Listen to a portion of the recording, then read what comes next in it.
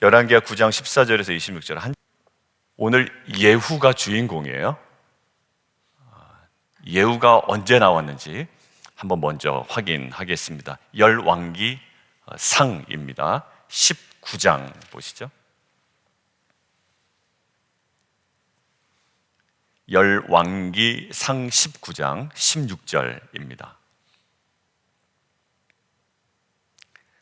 두 선지자에게 동시에 하나님께서 이 인물이 어떤 인물이 될 것인지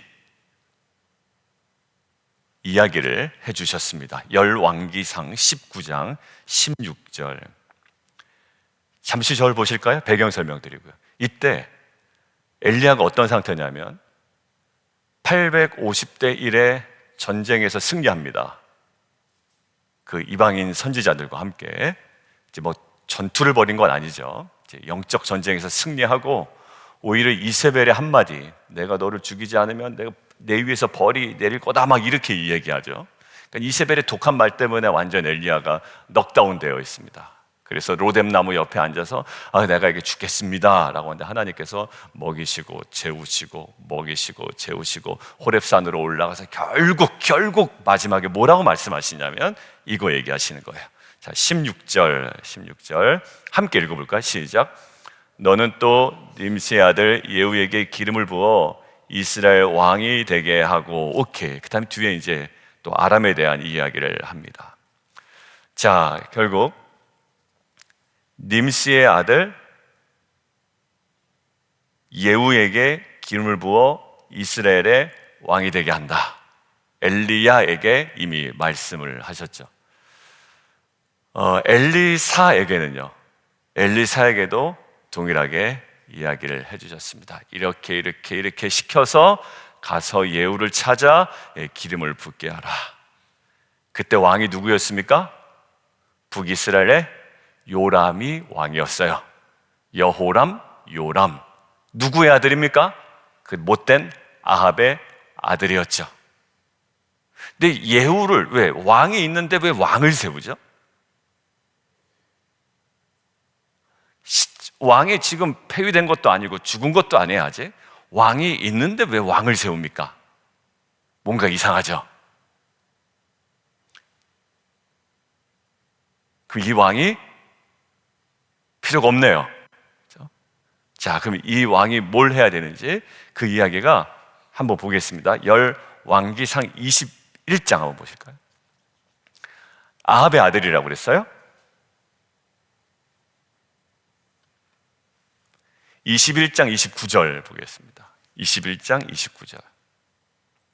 열왕기상 아까 19장이었죠. 지금은 21장 29절입니다. 자, 요람 왕이 지금 실제 왕인데 예후를 왕으로 삼아버렸어요.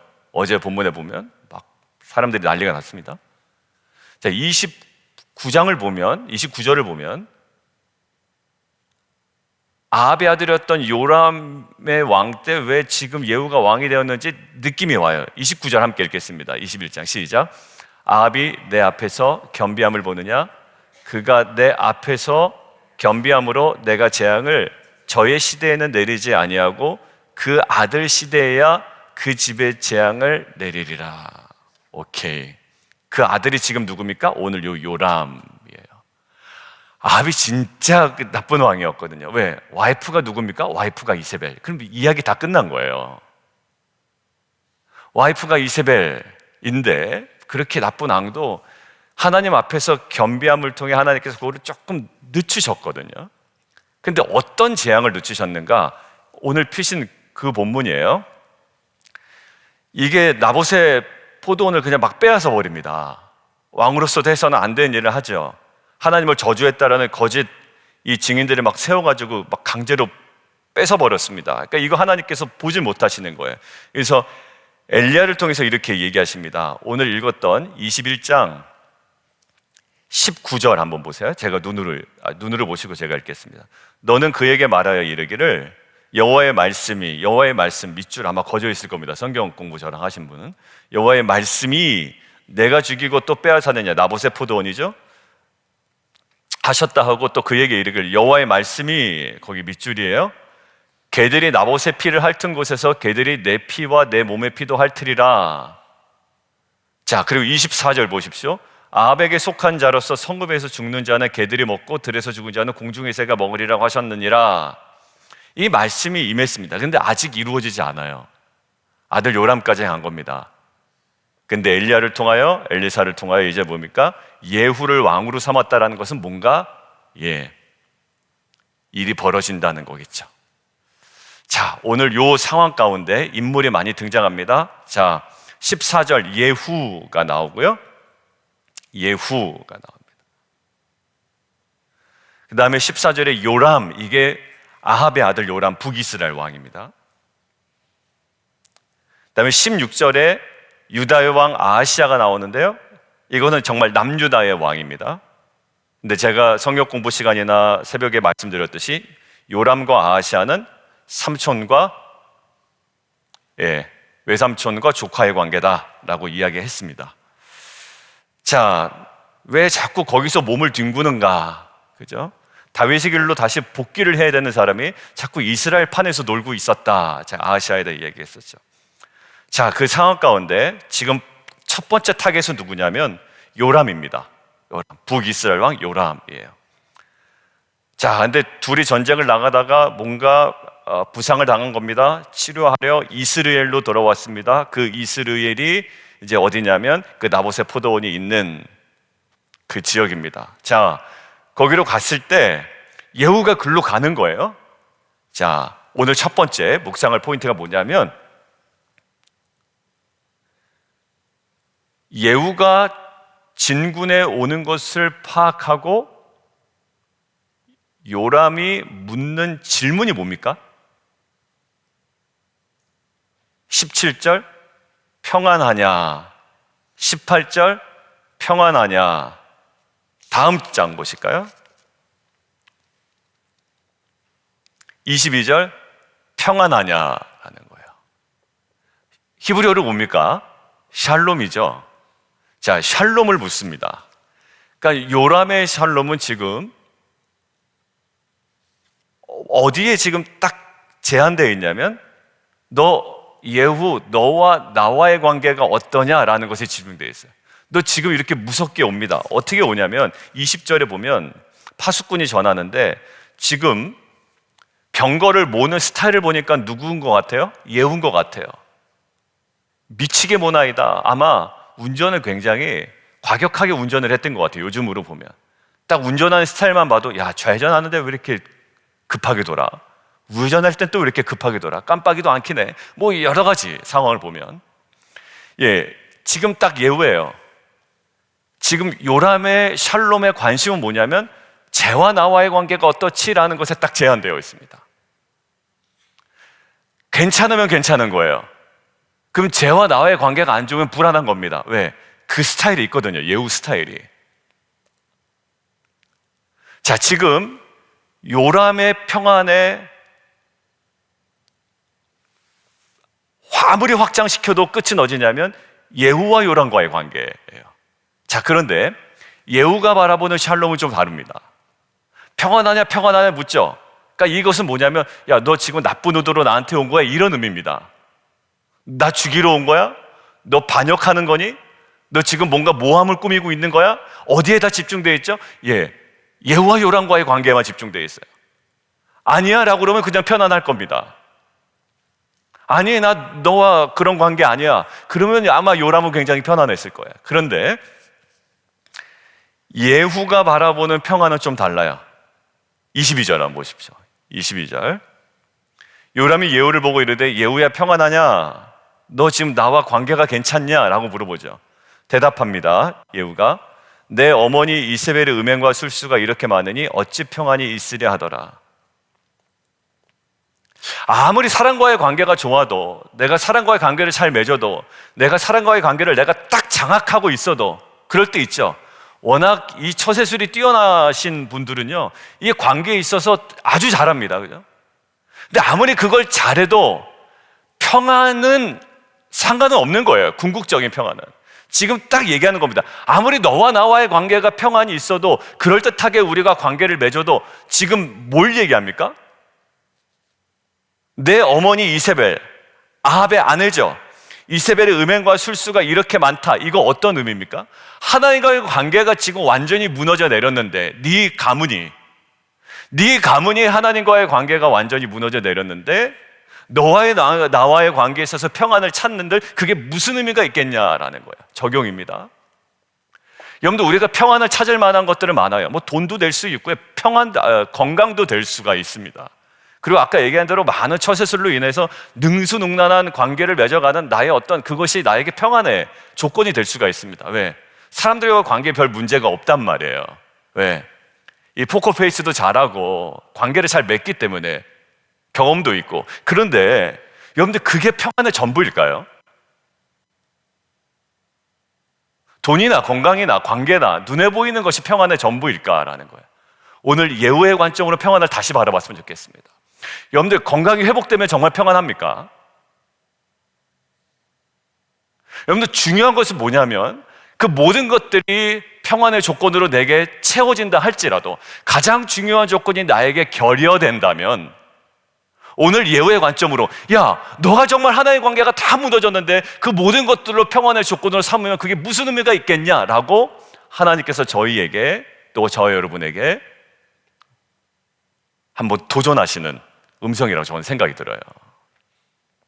우리 자녀 전혀 문제 없어요, 괜찮습니다 라고 하지만 가장 궁극적인 평안의 조건이 어떠한 상태인지를 오늘 물어보시는 거예요. 두 번째요,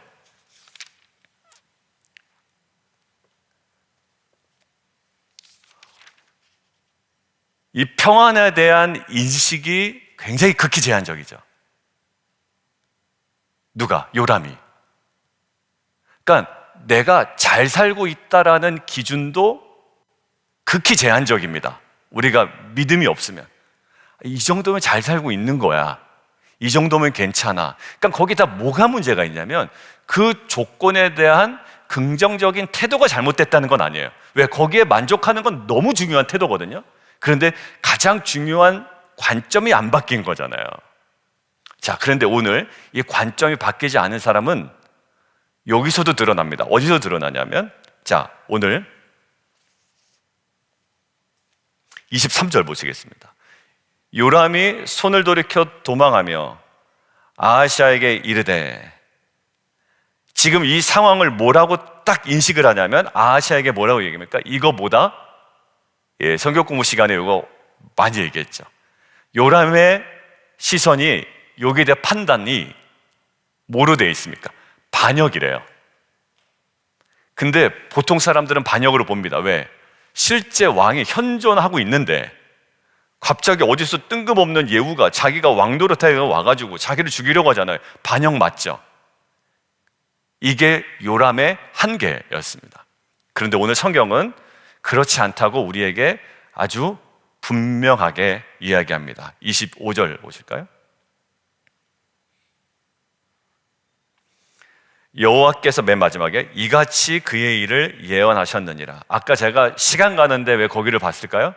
열왕기 상 21장 19절과 그 후반부를 봤죠.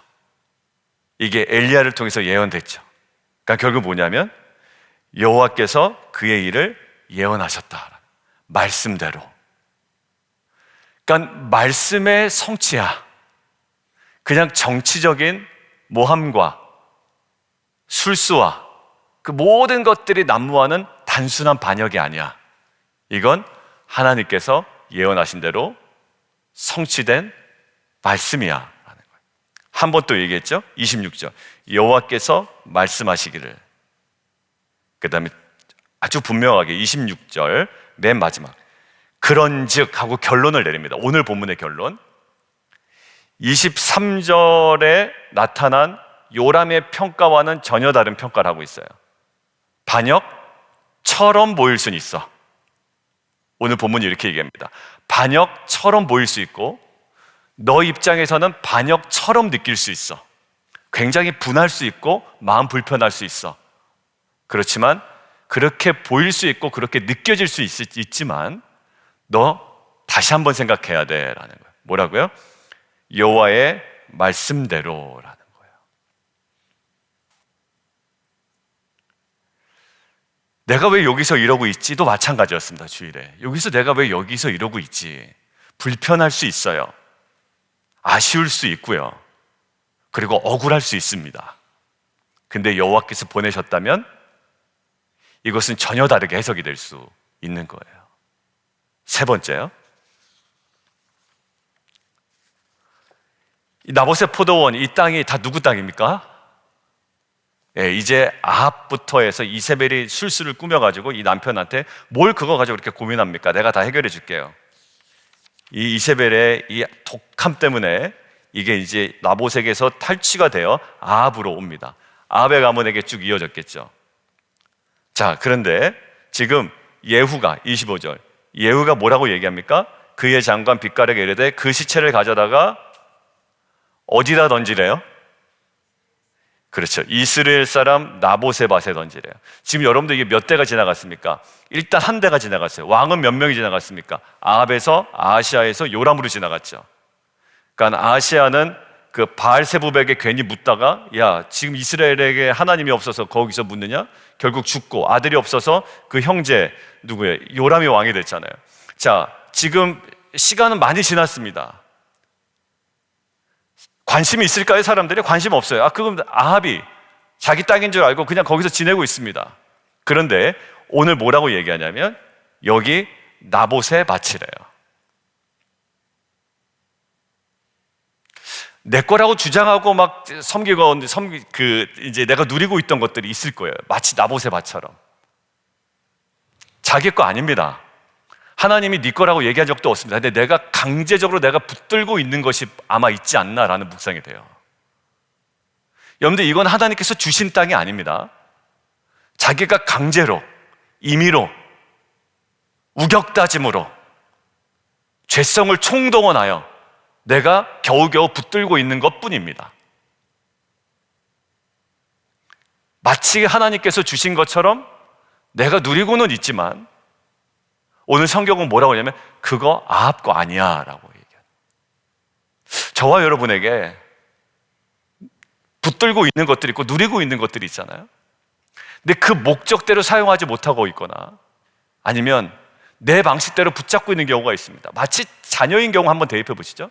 내 원하는 대로, 내 바라는 대로 내 자녀들을 설계해 가고 있다 그러면 하나님께서 이렇게 말씀해 주실 거예요. 네 자녀이기도 하지만 진짜 네 자녀는 아니야. 이삭을 너무 사랑하는 아브라함에게 뭐라 그럽니까? 네 독자 이삭이라고 하죠. 근데 그거 사실 누구 아들입니까? 하나님의 귀한 아들이라고요. 그러니까 거기서 깨닫게 하시는 뭡니까? 그 관점 자체가 너무 잘못됐다라는 거예요. 여러분들, 이것이 어디서 한 번 더 드러날까요? 마태복음에서 드러납니다. 마태복음 족보에서 어떻게 드러납니까? 다윗에 대한 설명을 해요.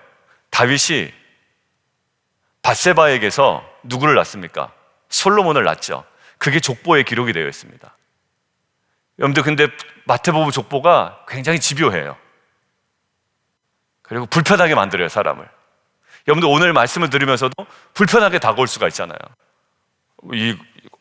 내 거인 것처럼 내가 장악하고 있는 게 있나? 불편해. 버려. 이럴 수도 있단 말이에요. 자, 근데 이거를 후벼 팝니다. 마태복음 족보는. 찾아보세요. 마태복음 1장 한번 보고 마치겠습니다. 마태복음 1장. 그냥 밧세바에게서 솔로몬을 낳았다 이러면 되잖아요. 왜? 다윗 왕인데 말이죠. 마태복음은 유대인을 향해서 쓴 거라고요. 유대인을 염두에 두고 쓴 거예요. 괜히 다윗에게 스크래치 내는 거 유대인들 좋아하지 않아요? 자, 그런데 거기 봅시다. 1장 6절, 마태복음 1장 6절. 제가 읽겠습니다. 이새는 다윗 왕을 낳으니라. 다윗은 우리아의 아내에게서 솔로몬을 낳아요. 여러분들, 이거는요 이미 우리아의 아내 밧세바에게서 밧세바를 아내로 취했습니다. 이후에 모든 일이 벌어지고 나서. 그리고 그 뒤에 보면은 열왕기 상에 보면 그 사무엘 하에 보면 밧세바가 나오고 막 나오잖아요. 그 아들들의 그 정치적인 암투가 막 벌어지는 장면이 나오지 않습니까? 여러분들, 오늘 보세요. 다윗은 우리아의 아내에게서, 밧세바라고도 안 나옵니다. 우리아의 아내에게서 솔로몬을 낳았다라는 거예요. 하나님 명확하게 얘기하시죠. 그 누구 거였냐? 네, 우리아의 아내였다라는 거예요. 이 포도원 누구였냐? 지금 점유하고 있는 건 누굽니까? 지금 점유하고 있는 건 아합이에요. 아합의 가문이에요. 그러니까 법도요, 오랫동안 점유하고 있으면 소유권을 줍니다. 인정하는 경우가 있어요. 나라별로. 몇 년 이상 점유하고 있으면 그냥 소유권을 줍니다. 그래서 법적으로 문제되는 경우가 많거든요. 근데 성경은 그렇지가 않더라고요. 아무리 자기가 소유하고 있어도, 아무리 누리고 있어도, 아무리 내가 움켜쥐고 있어도 하나님은 분명하게 우리에게 메시지하는 거예요. 그거 네 거 아니었어. 나봇의 포도원이었어. 오늘 세 가지입니다. 첫 번째는 요람의 평안이 어디에서 멈춰져 있는가라는 거예요. 두 번째, 요람의 인식이 어디서 멈춰져 있는가라는 거예요. 세 번째, 요람이 소유하고 있는 것이 자기 건 줄 알았던 거예요. 다 인식의 문제였습니다. 다 자기 것인 줄 알고 자기가 원하는 평안의 수준으로 생각을 하고 또 자기의 관점으로 이것들을 해석하며 반역이라고 한마디 일성을 남기고 그냥 죽습니다. 이게 무슨 일인지도 모르고 죽는 비참한 죽음이에요. 무슨 판인지도 모르고 죽었어요. 그냥 반역이구나 하고 죽었습니다. 저희는 늘 하나님의 뜻이 무엇인지를 겸손하게 알아감으로 그 뜻을 믿음으로 걸어가는 저희 공동체가 되었으면 좋겠습니다. 기도하겠습니다. 이 정도면 평안합니다 라고 할 때 우리 다시 질문해야 됩니다. 가장 궁극적인 평안의 조건이 우리에게 결여되어 있지 않은지, 이게 나에게 억울한 반역입니다 라고 할 때 혹 이것은 나를 향한 하나님의 영적인 다룸의 시간은 아닌지, 말씀의 성취는 아닌지, 그리고 세 번째, 이것이 나의 소유입니다, 내 것입니다 라고 주장했던 그것이 아니야, 그거 원래 네 거 아니었어, 그리고 네 거 아니야, 네가 그렇게 주장하면 안 돼, 네 마음대로 그것들을 해나가면 안 돼, 내 뜻대로 이것들을 다스려 나가야 돼. 그것이 물질일 수도 있고요, 자녀일 수도 있고 나에게 있는 어떤 직분일 수도 있습니다. 네 거 아니야 라는 거예요. 네 거 아니야. 이런 하나님의 관점으로 우리의 눈이 열리는 귀한 하루가 되었으면 좋겠습니다. 이 세 가지 관점은 다 어떠한 관점과 인식의 변화를 우리에게 촉구하는 메시지예요. 이 시간 주님 이름 우리가 한번 부르고 주시는 마음대로 함께 기도하며 나가도록 하겠습니다.